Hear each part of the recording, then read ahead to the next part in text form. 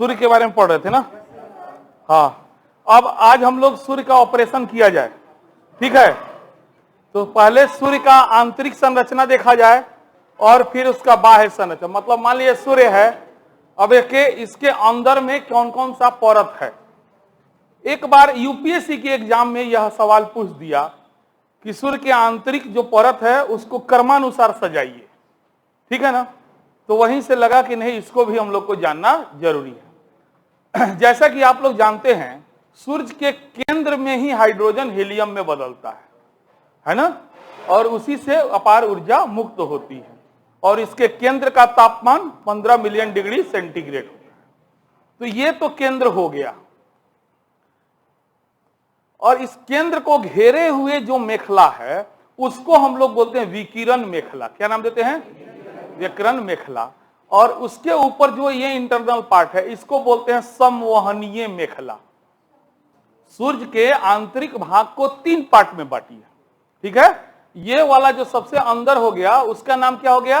केंद्र हो गया, है ना। और ये वाला जो पार्ट हो गया ये हो गया विकिरण, विकिरण मेखला, है ना। और ये वाला जो पार्ट हो गया इसको क्या बोलिएगा? संवहनीय मेखला, है ना। तो इस तरह से केंद्र से अगर हम लोग आगे बढ़ेंगे तो ये हो गया कौन सा? केंद्र। ये हो गया विकिरण मेखला और ये हो गया समूह। यानी केंद्र को कौन मेखला घेरे हुए है? विकिरण मेखला। अब विकिरण मेखला को, है ना। और ये जो होता है ये सूर्य का धरातल कहलाता है। ये बाहरी पार्ट जो दिखाई दे रहा है ना, अभी इसके बारे में बाद में पढ़ेंगे। बाहरी संरचना हो गया, ये सूर्य का धरातल होता है जिसको प्रकाश मंडल बोलते हैं। क्या बोलते हैं? प्रकाश मंडल। और सूर्य का जो वायुमंडल होता है उसको हम लोग वर्णमंडल बोलते हैं। ये मान लिएगा सूर्य का वायुमंडल हो गया इतना पार्ट, इसको हम लोग वर्णमंडल बोलते हैं। और जो सूर्य का सबसे बाहरी भाग होता है उसको हम लोग कोरोना या सौर लपटे ये बोला जाता है। तो फिलहाल अभी आप लोग केवल 3 चीज पर ध्यान दीजिए, अंदर वाला पर, ठीक है। बनाइएगा फोटो पहले, देखिए ना सूर्य की आंतरिक संरचना के नीचे जगह होगा थोड़ा सा, है ना, उसी में ये वाला अंदर वाला बनाइएगा। बस अंदर वाला बनाइए तो फोटो। जिनका पहला क्लास होगा थोड़ा कम समझ में आएगा, है ना, उनको वीडियो मिलेगा तभी जाकर के समझ में आएगा। बनाइए बनाइए बनाइए, इसको बनाइए जल्दी जल्दी।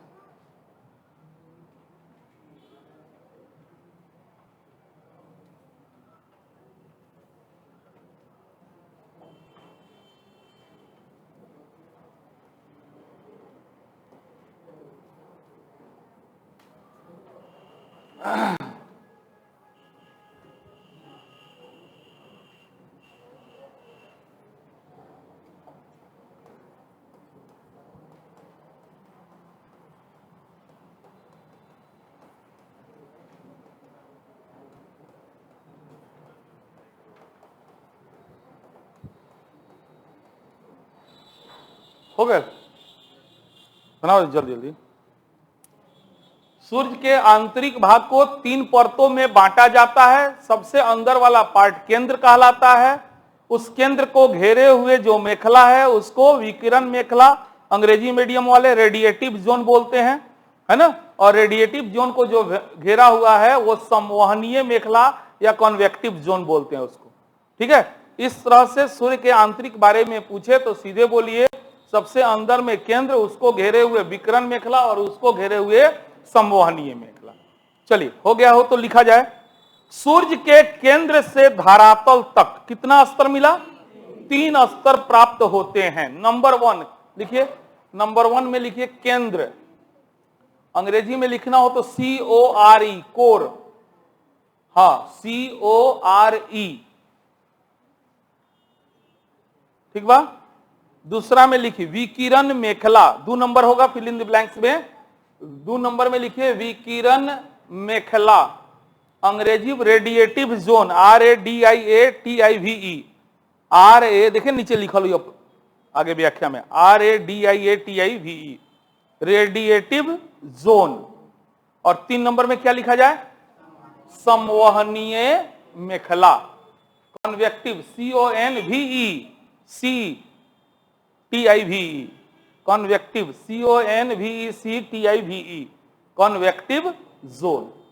चलिए अब एक एक को देखते हैं हम लोग। सबसे पहले केंद्र या अंग्रेजी में कोर, अंग्रेजी में कोर, हिंदी में कोर को करोड़ कहिए, करोड़।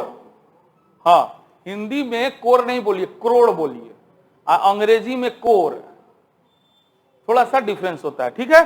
चलिए केंद्र, सूर्य के केंद्र का व्यास 3.48 लाख किलोमीटर है और यहां का तापमान आप लोग जानते हैं 15 मिलियन डिग्री सेंटीग्रेड है। और बाकी सब जानते हैं, यहीं पर हाइड्रोजन जो है हीलियम में बदलता है। यह क्रिया क्या कहलाती है? नाभिकीय संलयन। परमाणु में विखंडन और सूर्य में जो ऊर्जा उत्पन्न होता है संलयन। खूब पूछेला जनरल कंपटीशन के सवाल, फेवरेट बा। सूर्य में ऊर्जा जो उत्पन्न होता है वो नाभिकीय, अब परमाणु में विखंडन, परमाणु में विखंडन, ऐसे करके। चलिए दूसरा है विकिरण मेखला। इस मेखला की चौड़ाई 3.82 लाख किलोमीटर, भरिएगा 3.82 लाख किलोमीटर है, जो केंद्र को चारों ओर से ढके हुए है, ठीक है। उसके बाद है आपको संवहनीय मेखला। विकिरण मेखला को घेरे हुए 1.3 लाख किलोमीटर मोटाई वाली संवहनीय मेखला तीसरे स्तर का निर्माण करती है। यह परत कोशिकाओं से निर्मित है। चलिए अब हम लोग आते हैं सूर्य की बाह्य संरचना, ठीक है, सूर्य की बाहरी संरचना के बारे में।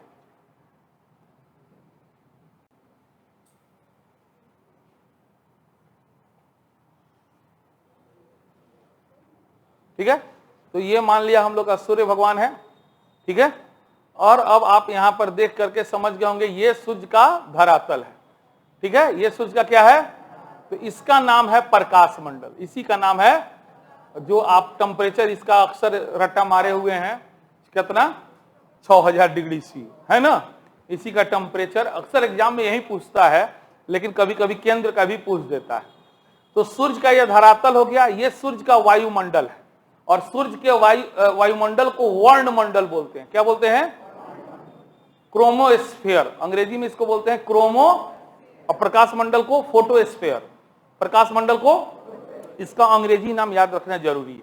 कभी कभी परीक्षा में बदमाशी करेगा, हिंदी मीडियम में लिख देगा फोटोस्फीयर, तो वहां पे आदमी थोड़ा सा हमारा टाइप का हिंदी मीडियम वाला दिक्कत हो जाता है, ठीक है। अब वर्णमंडल को क्रोमोस्फीयर, वर्णमंडल को क्या बोलेंगे? क्रोमो, फोटो क्रोमो, है ना। और जो सूर्य का सबसे बाहरी भाग है, जो अक्सर आप लोग पढ़ते हैं, सूर्य ग्रहण के समय दिखाई देता है, कौन सी दिखाई देता है? कोरोना, है ना। इसका बहुत सारा नाम है, सौर लपटे इसी को बोलते हैं, ठीक है। तो ध्यान दीजिए अब थोड़ा सा, इसमें कुछ समझने वाला चीज है, यहां से थोड़ा भीतर से सवाल आता है। तो ये जो सूर्य का धरातल है, जिसको कि अभी हम बताएं कि प्रकाश मंडल कहते हैं, यह जो है प्रकाश से मिलके बना है। और प्रकाश जो होता है कई रंगों से मिलके बना होता है। कहीं कहीं क्या होता है कि यह प्रकाश मंडल कुछ को अवशोषित कर लेता है, ठीक है ना।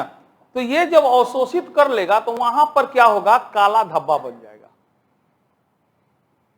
जैसे मान ली शॉर्ट में से एगो धागा निकल जाला, तो ओकरा हमनी के फाटल ना कहिले सन, सर्कल कहिले सन, ये सब कहल जाला, सरक गइल बा। तो एगो निकला तो ये रेखा बन गया, ऐसे रेखा एगो बन गया, ऐसे ऐसे रेखा बन जाता है। क्योंकि प्रकाश कई रंगों से मिलकर बना है, कुछ रंगों का अवशोषण प्रकाश मंडल द्वारा जब कर लिया जाता है तो वहां काली रेखा बन जाती है। और इसी रेखा को कहा जाता है फ्रॉनहोफर रेखा।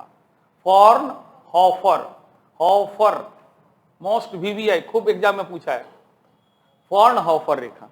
लेकिन जब एगो धागा निकलेला तो उ सरक गइल बा, लेकिन वही जन से 20-25 गो धागा निकल जाई तो फाटल कहल जा सकता है। सीधे फाटल खानी लोग कि ना लोग, तो एगो धाबा बा। लेकिन यदि ए पर कगो लगातार धब्बा हेंगा बनते चल जाए लगातार, तो एकरा के कहल जाला सौर धब्बा। एकरे नाम है सन स्पॉट, काला धब्बा बन जाता है, प्रकाश दिखाई देता है काला काला। जब एगो रेखा बा तो एगो लाइन बनल बा। प्रकाश मंडल की सबसे बड़ी यही विशेषता है। या पूछेगा फ्रॉनहोफर रेखा क्या है, तो प्रकाश मंडल में कुछ रंग जो है प्रकाश मंडल के द्वारा जब अवशोषित कर लिया जाता है तो वहां रेखा बन जाता है। लेकिन जब कई रेखाएं इकट्ठा हो जाती है तो धब्बा टाइप का दिखती है। उसी धब्बा को क्या कहते हैं? सौर धब्बा, उसी को क्या बोलते हैं? सन स्पॉट, सौर धब्बा। ठीक है ना? तो ये कहां की विशेषता हो गई? प्रकाश मंडल की। सौर धब्बा फ्रॉनहोफर रेखा किस माने परत का विशेषता हो गया? सूर्य के प्रकाश मंडल का। और इसी प्रकाश मंडल का टेम्परेचर आप लोग जानते हैं 6000 डिग्री सी होता है। चलिए इसको पहले फोटो बनाइए तो ध्यान से, थोड़ा सा जगह होगा, देखिए ना, सूर्य की बाह्य संरचना के नीचे थोड़ा जगह होगा, छोटा छोटा बना लीजिए।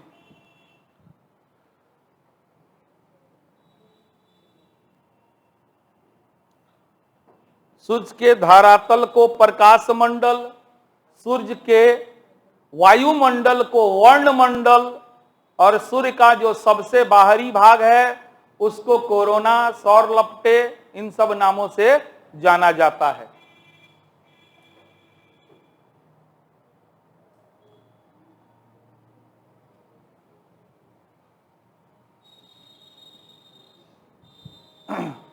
सौर धब्बा या सौर कलंक, इसी को कहते हैं सन स्पॉट। परीक्षा में यही सब चीज जानते हुए गलती होता है, थोड़ा सा आदमी नाम से अनभिज्ञ हो जाता है। तो हिंदी मीडियम वाले एक काम जरूर हम लोग करना चाहिए, जो सवाल नहीं समझ में आ रहा है उसको तुरंत बगल में इंग्लिश में क्वेश्चन रहता है, उसको वहां से देख लीजिए क्या लगा हुआ है। तो सौर कलंक दे दे लेकिन अंग्रेजी में सन स्पॉट देगा, समझ रहे हैं ना? तो कुछ कुछ सवाल ऐसा होता है कि जो अंग्रेजी के वजह से या ऐसा हिंदी लिख दिया रहता है कि वो हम लोग को समझे में नहीं है, शब्द में समझ में नहीं आता है ना? तो वहां पे क्या करना चाहिए? तुरंत हिम्मत नहीं हारना चाहिए, उसको एक बार अंग्रेजी में जरूर पढ़ना चाहिए। चाहे क्वेश्चन में फंसे हो, चाहे ऑप्शन में फंसे हो, तो उसको एक बार अंग्रेजी में पढ़ के देखिएगा, हो सकता है कि वहां से भी थोड़ा बहुत हेल्प मिल जाता है। ठीक है, चलिए हो गया।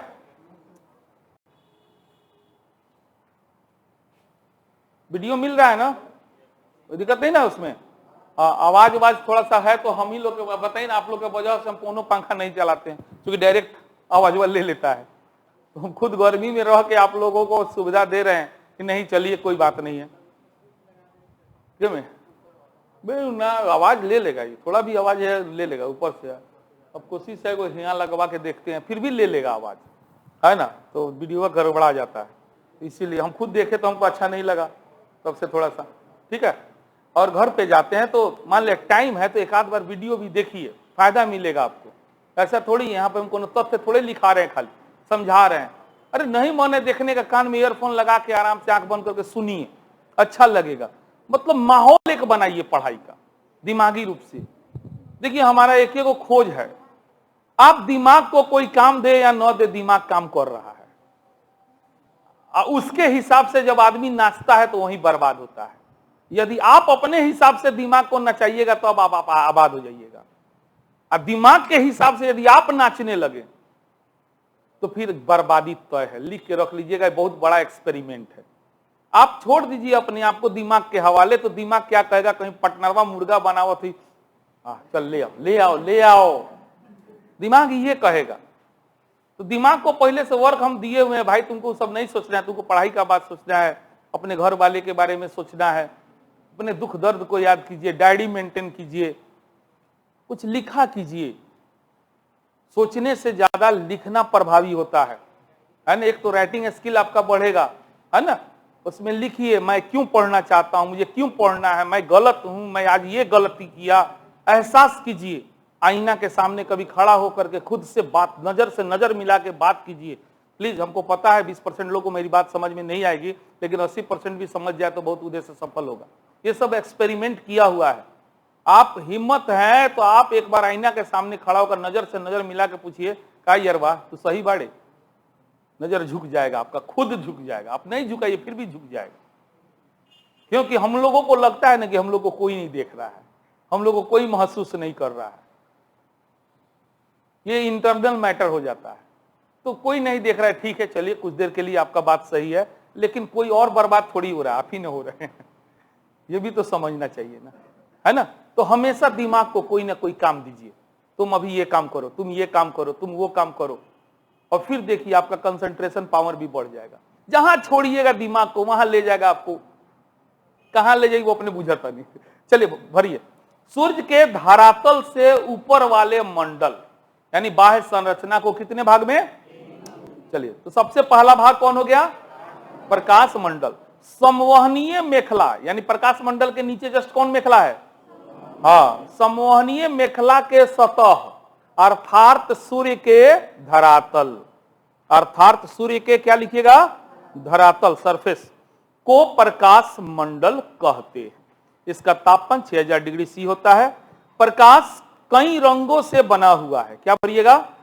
कई रंगों, प्रकाश कई रंगों से बना हुआ है, जिसमें से कुछ रंग प्रकाश मंडल द्वारा ही अवशोषित, क्या किया गया? अवशोषित, भरिए शब्द को, कुछ रंग प्रकाश मंडल द्वारा ही अवशोषित कर लिया जाता है। जहां प्रकाश मंडल द्वारा रंगों का अवशोषण होता है, वहां काली रेखाएं दिखाई पड़ने लगती है। वहां क्या भरिएगा? काली, काली रेखाएं दिखाई पड़ने लगती है। इन रेखाओं को ही क्या कहते हैं? फ्रॉनहोफर, फ्रॉनहोफर,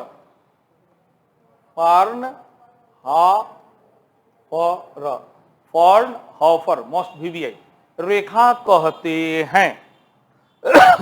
बहुत सी काली रेखाएं जब एक साथ मिल जाती है तो इसी मंडल पर काला धब्बा का निर्माण हो जाता है, जिसे सौर धब्बा, सौर कलंक, दोनों शब्द लिखिए, सौर धब्बा या सौर कलंक, सौर धब्बा, सौर कलंक या अंग्रेजी में सन स्पॉट कहते हैं। ठीक है, तो याद रखिएगा, फ्रॉनहोफर रेखा, सन स्पॉट, ये सब प्रकाश मंडल की विशेषता है। याद रहेगा ना? चलिए दूसरा देखते हैं, वर्णमंडल। तो वर्णमंडल सूर्य का क्या है? वायुमंडल। वर्णमंडल सूर्य का क्या है? भरिए, वर्णमंडल सूर्य का वायुमंडल है। यह प्रकाश मंडल के ऊपर एक आवरण के रूप में 2000 से 3000 किलोमीटर की मोटाई में फैला हुआ है और इसका रंग लाल होता है।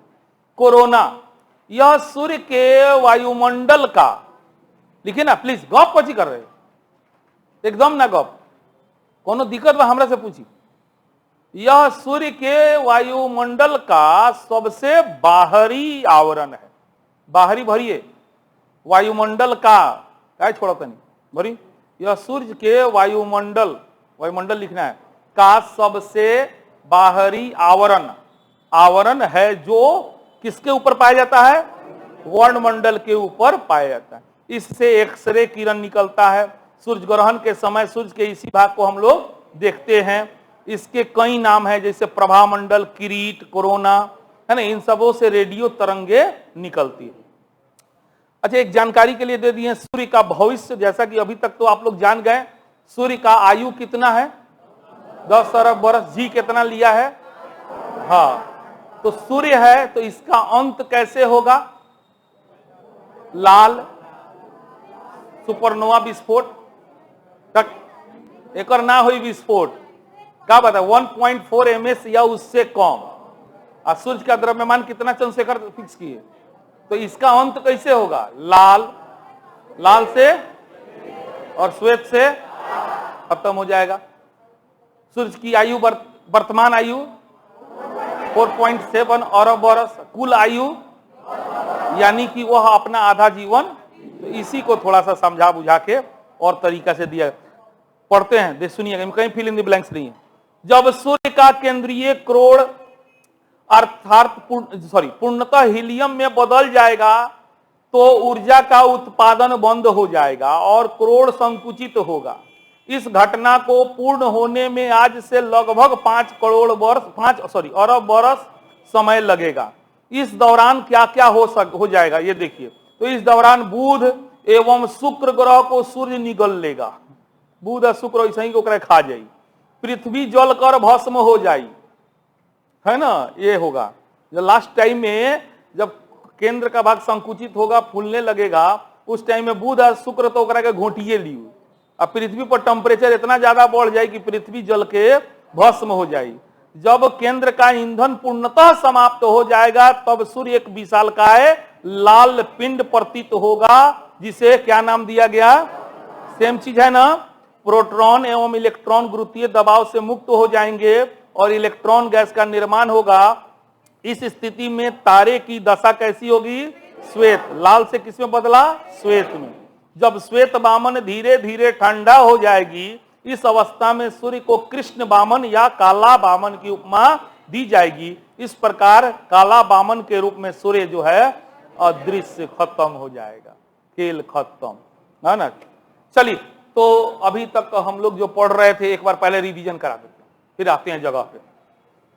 टॉपिक का नाम क्या हो? ब्रह्मांड। केकरा के कहिले? तारों के समूह को ब्रह्मांड कहते। खूब पढ़ा था। हाँ, एक छोटा से छोटा कण लेकर आकाशगंगा जिसमें शामिल हो उसको क्या कहेंगे? ब्रह्मांड। तो आकाशगंगा किसे कहेंगे?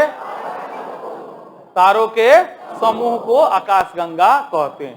तारा किसे कहते हैं? जिसमें अपना प्रकाश हो, यानी सूर्य में अपना प्रकाश है तो सूर्य क्या है? और सूर्य जिस आकाशगंगा में है वो हम लोग का आकाशगंगा हो गया, क्योंकि सूर्य के प्रकाश से हम लोग प्रकाशित हो रहे हैं। तो हम लोग के आकाशगंगा का नाम क्या है? Very good. हम लोग के आकाशगंगा का नाम क्या है? तो फिर मिल्की वे क्या है? हम अपने पृथ्वी से मंदाकिनी के जितना भाग को देख पाते हैं वह दूधिया पट्टी सी दिखाई देती है, उसी को। Very good. तो हम लोग का आकाशगंगा, पड़ोसी आकाशगंगा, पड़ोसी माने बगल वाला, है नु। हम लोग का आकाशगंगा, पड़ोसी आकाशगंगा एंड्रोमीडा, पड़ोसी आकाशगंगा। हम लोग का तारा, पड़ोसी तारा प्रोक्सीमा सेंचुरी। सूर्य किस, पृथ्वी किस तारे के प्रकाश से प्रकाशित होता है? पृथ्वी के करीब का, पृथ्वी के सबसे करीब का तारा, पृथ्वी के करीब का सबसे खगोलीय पिंड। मैंने ऑप्शन के हिसाब से जवाब दीजिएगा, सूर्य मत बोल दीजिएगा, है ना। ऐसे चंद्रमा ही जवाब होगा इसका, देखिएगा ऑप्शन के हिसाब में आएगा, ठीक है। तो हम लोग का तारा, पड़ोसी तारा। तो अगला पॉइंट बा पड़ोसी तारा, नाम का होकर तो भारी लोगन तो यह सूर्य के बाद किसका निकटतम तारा है? पृथ्वी का। यह सूर्य के बाद पृथ्वी का सबसे निकट का तारा है। यह सौर मंडल से 4.3 प्रकाश वर्ष दूर है। सौर मंडल से कितना प्रकाश वर्ष दूर है? 4.3 प्रकाश। खड़ा हो जाओ, खड़ा हो जाओ। एक प्रकाश वर्ष बराबर कितना मीटर? काहे नहीं पढ़ी? काहे नहीं पढ़ी है? परसों पढ़ाए थे मैंने, लास्ट में पढ़। ये कोई बात नहीं, वीडियो मिला है ना तुम। अब देखा कितना तेजी से नोट उल्टाता नहीं लोग हैं। जा लगन क्या लग रहा है, आधा घंटा भी समय नहीं दे रहे हैं, तो गड़बड़ बात है कि अब सब लोग, हम तो पढ़ा दिए, आप नहीं पढ़े।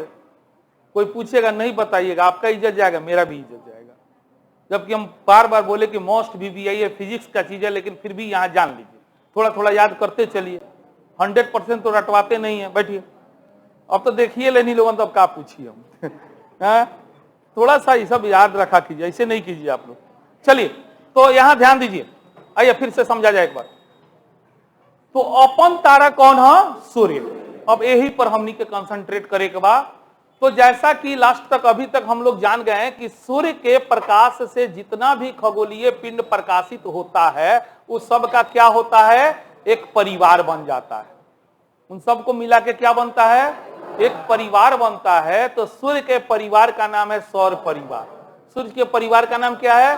सौर परिवार। हर तारा का अपना परिवार होता है। अब हर तारा के परिवार के बारे में सिलेबस में नहीं के पढ़े, उतना खोजे नहीं के बन। देखो हमनी के परिवार बा सौर परिवार, एकरा बारे में पढ़े के बाद, ठीक है। तो हमनी के कौना परिवार के सदस्य हैं? सौर परिवार। यानी सौर परिवार का केंद्र कौन सी है? जनक क्या है? समझ रहे हैं ना। यानी कि एक तरह से समझिए पिताजी ना, एकरा के दादाजी समझिए।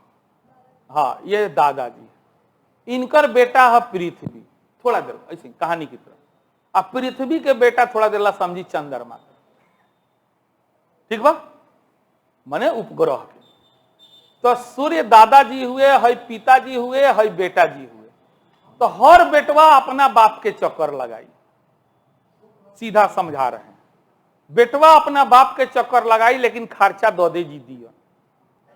खर्चा के दी? दादाजी। यानी चंद्रमा केकर चक्कर लगाई, अब पृथ्वी केकर चक्कर लगाई, लेकिन दोनों के पैसा यानी एनर्जी लेने के होई तो केकरा से ली, दादाजी से ली। यानी इकलौता स्रोत है पूरे सौर परिवार का, इकलौता ताप का, प्रकाश का स्रोत क्या है, सूर्य है। यानी इस सौर परिवार का केंद्र तो आप जान गए कि सूर्य है, लेकिन उस परिवार में और कौन कौन है, फूआ फूफी मौसा मौसी चाचा चाची दादा दादी, माने और के बा। तो एक तो हो गईलन कि सूरज भगवान बड़ा, एकरा अलावा जो अभी तक ज्ञात है और जो हम लोग को पढ़ना है वो है ग्रह। सौर परिवार में उपग्रह, क्षुद्र ग्रह, उल्का, है ना, ये सारे के सारे सौर परिवार में आपको मिलेंगे। अब हम ग्रह कह रहे हैं तो जैसे कि हम आपको बोले विद्यार्थी जी, तो विद्यार्थी जी जब बोल रहे हैं तो आप सबको ना बोल दिए, लेकिन हर विद्यार्थी का स्पेसिफिक कुछ नाम है, तो हम ग्रह बोल रहे हैं तो इसका मतलब कि एगो नहीं कहीं हो सकता है ना। यानी कि जो लड़का पढ़ाई करता है उसको हम विद्यार्थी बोले, जो नहीं पढ़ता है वो विद्यार्थी नहीं है तो आदमी है। अब हम कहें आदमी लोग तो उसमें विद्यार्थी भी आ जाएगा, मजदूर भी आएगा, किसान, सब लोग आ जाएगा कि नहीं आ जाएगा। तो ये थोड़ा थोड़ा शब्द का फर्क होता है, उसी शब्द का एग्जैक्ट मीनिंग अगर समझ लीजिएगा तो सीधे उसी जगह पहुंचिएगा। कैसे हम बोले विद्यार्थी तो आपके दिमाग में आ गया पढ़ने वाला विद्यार्थी, मजदूर कमाने वाला, किसान खेत जोतने वाला, कैसे आ रहा है। तो उसी तरह से परिभाषा भी ऐसे ही बनता है, आप भी अपने तरीका से परिभाषा बना सकते हैं, बशर्ते जब बोलिए तो वो परिलक्षित हो, दिखाई दे, सामने वाले को महसूस हो। परिभाषा है, रट्टा क्यों मारते हैं हर जगह। आप याद रखिएगा बीए में जितना नाम से परिभाषा दीजिएगा उतना अच्छा नंबर आएगा। फलानमा के अनुसार लिखते हैं ना आप लोग बीए के एग्जाम में, चिलानमा के अनुसार। यूपीएससी में गलती से मत लिखिएगा, गलती से भी मत लिखिएगा फलानमा के अनुसार ऐसे ऐसे, तो अगर उसको आईएएस बनना है कि तुमको बनना है, सीधे नंबर कट हो जाता है। मुख्य परीक्षा में कम नंबर आने का बीए पैटर्न कभी फॉलो मत कीजिए। आप अपने हिसाब से जो भी जवाब देना है, चाहे कितनों कह दे, है ना, कोई विद्वान का नाम भी दे दे और कहे कि उसके विचारों को लिखिए, तो आपने जो महसूस किया उसको लिखिए। ये नहीं कि फलाना डीडी बसु के अनुसार, हेकरा अनुसार, आशीर्वादी लाल श्रीवास्तव के अनुसार, प्लेटो के अनुसार, हेकरा ना, नहीं चलता है वहां पे। हाँ, अगर मान लीजिए लिखे तो उसको काटिए या उसको बढ़ाइए, मतलब उसको तर्कपूर्ण तरीके से पुष्ट कीजिए, तभी सन। तो इसीलिए परिभाषा बनाना भी आपका काम है। तो विद्वानों ने जो परिभाषा बनाया उसको भी हम लोग समझेंगे और उसको अपने हिसाब से प्रस्तुत कर देंगे। तो कहा कि जो सूर्य है, ठीक है, उसमें अपना प्रकाश है, तो ये मान लिया गया, चलिए सूर्य हो गया, कोई दिक्कत नहीं, चलेगा। अब इसमें से ग्रह, उपग्रह, क्षुद्र ग्रह, उल्का, इस सबको अलग अलग करना है। तो हुआ ग्रह किसको माना जाए, तो ग्रह को मानने के लिए सबसे पहला कंडीशन ये रखा गया, जो सूर्य का चक्कर एक निश्चित कक्षा में लगा रहा है। सूर्य का चक्कर लगा रहा है और सूर्य का चक्कर एक निश्चित रास्ता से लगा रहा है, बहुत फर्क है। चक्कर लगाने के लिए तो उपग्रह लगाता है, क्षुद्र ग्रह लगाता है, लेकिन उसका कक्षा क्या होता है, फिक्स नहीं होता है। तो जिसका रास्ता क्या हो, एकदम फिक्स हो, जिसका द्रव्यमान इतना हो कि अपने आप को एक निश्चित आकार, जो गोल आकार बना के रखे, है ना, उसको किसी कंडीशन में देखिए तो उसका आकार आपको पहचान में आ जाए, है ना, और साथ ही जो सूर्य का परिक्रमा करे, इस तरह से बनाना है। यानी कि जो सौर परिवार का सूर्य के बाद जो सबसे महत्वपूर्ण खगोलीय पिंड है वो है ग्रह। वो कौन है, ग्रह। और ग्रह किसे कहते हैं, तो ग्रह वह होता है, वह खगोलीय पिंड होता है जो सूर्य की परिक्रमा एक निश्चित कक्षा में करता है, जिसका द्रव्यमान इतना होता है कि अपने आकार को लगभग गोलाकार बना के रखता है, और साथ ही जो सूर्य की परिक्रमा भी कर रहा है। तो वैसे खगोलीय पिंड को क्या कहिएगा। आखिर प्लूटो को ग्रहों की श्रेणी से बाहर किया गया तो क्यों किया गया, यह भी सवाल पूछेगा, नहीं पूछेगा, इंटरव्यू में पूछ देगा। अगर ज्योग्राफी ऑप्शनल तो गारंटी पूछता है, वो तो पूछता है सूर्य और पृथ्वी के बीच की दूरी। आपको बता दें इंटरव्यू में, यूपीएससी के इंटरव्यू में, और इसे बहुत फर्क पड़ता है ये सब सवाल से। ग्रह किसे कहते हैं, कई बार पूछा है इस तरह का सवाल, एकदम इजी पूछता है कि आप एकदम जेन्युइन जवाब दे रहे हैं कि कुछ बनावटी दे रहे हैं। क्रॉस क्वेश्चन का संभावना मत छोड़िएगा, याद रखिएगा। हाँ, कभी कभी जानबूझ के लपटा के जवाब दिया जाता है, उसको अगर अपने अंडर में करना है जैसे मान लीजिए कोई टॉपिक आपका बहुत मजबूत है, ठीक है, सवाल वहां से पूछा, तो ऐसा जवाब दीजिए कि फिर वही टॉपिक पर लटकल रहे वो, तो वो ठीक है, वो चलेगा। जैसे मेरे एक दोस्त का इंटरव्यू था, वो जानबूझ के क्या किया, पीएचडी कर रहा था, तो पूछ दिया भाई किस विषय पे पीएचडी कर रहे हैं, कौन जाके देख रहा है कौन विषय पे कर रहा है, बोला कश्मीर इश्यूज पे, कश्मीर मुद्दा पे। अब ले जानबूझ के कश्मीर मुद्दा बोला, क्योंकि उसका बहुत अच्छा पकड़ था इस पर। अब ले शुरू हो गया, हिंदू मुस्लिम, राम मंदिर, मस्जिद, ये कांड वो कांड, पूरा धर के अपना हिसाब से 30 मिनट इंटरव्यू दिया, अपना हिसाब से दिया, और 105 नंबर भी लाया। लेकिन यदि आप उसके मुट्ठी में फंस गए तो नचा देता। हाँ, तो क्रॉस क्वेश्चन का संभावना छोड़िए, लेकिन कब, जब आपके उस विषय पर पूरा पकड़ हो। जैसे ग्रह के बारे में मान लिया पूछे, आप चाहते हैं कि नहीं आता नहीं और पूछ रहे भाई, तो कह दीजिए वह खगोलीय पिंड जो सूर्य का परिक्रमा करे, तो पूछेगा अच्छा तो फिर उपग्रह किसे कहते हैं है ना, तो उसमें अंतर बताइए, फिर वहां कोई क्रॉस क्वेश्चन छोड़ दीजिए, फिर वो हिसाब से ब्रह्मांड में रह जाएगा, 30 मिनट निकल जाएगा। तो इस तरीका से भी नचाया जाता है ना, ये सब धीरे धीरे बताएंगे, ठीक है। तो ग्रह का मतलब सीधा हो गया कि जिसका कक्षा क्या हो, फिक्स हो, है ना, एक निश्चित कक्षा हो, और उसका द्रव्यमान इतना हो कि आकार गोलाकार बना के रखे, वो खगोलीय पिंड ग्रह कहलाता है। अब ग्रह की संख्या की बात आती है, तो 2006 से पहले ग्रह 9 गो था।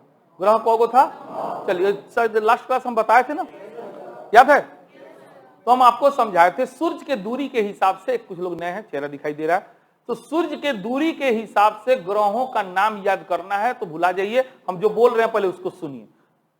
बुधवार से शुरू करेगा, कौन दिन से, एक दिन छुट्टी करेगा, बस इतना काम करेगा। बुध बीएफए छुट्टी, शुक्र शनिचर छुट्टी, इतवार सोमवार छुट्टी, मंगल बुध छुट्टी बीएफए, शुक्र छुट्टी शनिचर, आ गांव के दूगो यार दोस्त अरुण भाई आ वरुण भाई। अरुण भाई पहले तब, है ना, अरुण भाई, एतवार के जगह पृथ्वी रख दे, हम एतवार के जगह पृथ्वी। फिर से सुनी, कौन दिन से शुरू करे के बाद, बुध से, एक दिन गैप करे के बाद, तो बुध बीएफए छुट्टी, शुक्र शनिचर छुट्टी, एतवार, एतवार के जगह क्या कहनी है, पृथ्वी।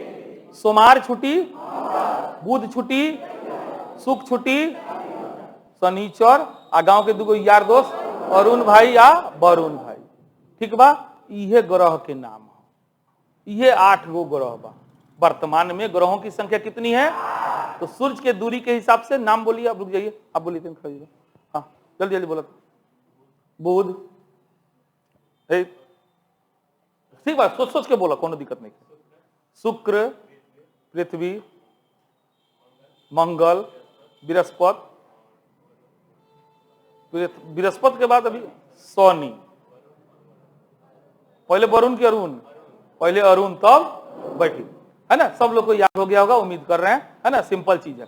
अब देखिए यहां से कितना सवाल बनेगा, सूर्य के सबसे करीब ग्रह और सबसे दूर वरुण भाई, पृथ्वी किन 2 ग्रह के बीच में है, दिखाई दे रहा है ना, तो बुध से शुरू किए तो बुध बीएफए छुट्टी, शुक्र, और बाद शनिचर एतवार, यानी कि पृथ्वी हो गल, यानी शुक्र औने मंगल, शुक्र मंगल के बीच में है। इस तरीका से आपसे कई सवाल जो है आसानी से आप बना लीजिए। नहीं याद आ रहा है, क्वेश्चन पेपर पे भांगिए, कितना सेकंड लगेगा, 30 सेकंड लगेगा, देखो भट्ट बना लीजिए, जैसे शुक्र, सूर्य भगवान, बुध, ऐसे करके खटखट के घीच दीजिए। सवाल आसान है, समय ज्यादा देना है, हमारा पहला सिद्धांत बताएं, आपको पास करना है, ताकि एकदम गारंटी सही करके आइएगा, है ना, इसमें कंफ्यूजन हो जाता है, तो कंफ्यूजन में नहीं रहना। अब ध्यान दीजिए, तो शुरू के 4 गो ग्रह कौन कौन है, बुध, शुक्र, पृथ्वी, मंगल, ये 4 को आंतरिक ग्रह कहते हैं, क्या कहते हैं, अब बाकी 4 को बाह्य ग्रह, बाकी 4 को बाह्य ग्रह। अब एक बार पूछ दिया आंतरिक ग्रह का बाह्यतम ग्रह कौन है, तो आंतरिक ग्रह में बुध, मान लीजिए सूर्य है, तो बुध, शुक्र, पृथ्वी, मंगल, तो आंतरिक ग्रह का बाह्यतम कौन हो गया, मंगल हो गया। अब आंतरिक का कहीं आंतरिक पूछे तो बुध हो गया, अब बाह्य का आंतरिक पूछे तो बृहस्पति, या सबसे बाहरी पूछे तो ऐसे करके निकाल लीजिएगा, ठीक है। पहले भरिए तो थोड़ा सा देखते हैं, सौर मंडल, सोलर सिस्टम, सूर्य और उसका परिक्रमण करने वाले ग्रहों, भरिए, ग्रहों, उपग्रहों, उल्काओं, उ आधा ल क आकार ओ, उल्काओं, क्षुद्र ग्रहों, क्षुद्र क्षुद्र ग्रहों, ग्रहों कौमा अंग्रेजी में लिखल प्लैनेट, अंग्रेजी के बाद उपग्रहों, उल्काओं।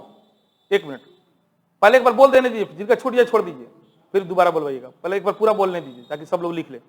ग्रहों, उपग्रहों, उल्काओं, क्षुद्र ग्रहों, पुच्छल तारों, पुच्छल, पू छ संयुक्त, पू आधा च पूरा छ अल्लाह, पुच्छल तारों, पुच्छल तारों, धूली मेघ, धूली धूल, धूल कौन के धूली, धूल के धूली लिखे के बाद धूली, धूल लिखी ली ना, हाँ, तो धूली मेघ को संयुक्त रूप से सौरमंडल कहा जाता है। चलिए, जिनका छूट गया बोलिए।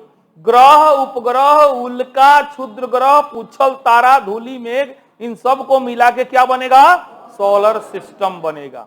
चलिए, अब एक एक सोलर सिस्टम का लेते हैं खगोलीय पिंड। सबसे पहले ग्रह, ग्रह तनी परिभाषा बनाइए। ग्रह वे खगोलीय पिंड हैं जो अपने एक निश्चित कक्षा, क्या भरिएगा? निश्चित कक्षा, ऑर्बिट, निश्चित कक्षा, निश्चित कक्षा में सूर्य की परिक्रमा करते हैं तथा जिनका द्रव्यमान, मास, द्रव्यमान भरिए, द्रव्यमान इतना है कि वे बाहरी ग्रहों के प्रभाव से बचने के लिए अपने गुरुत्वाकर्षण के कारण लगभग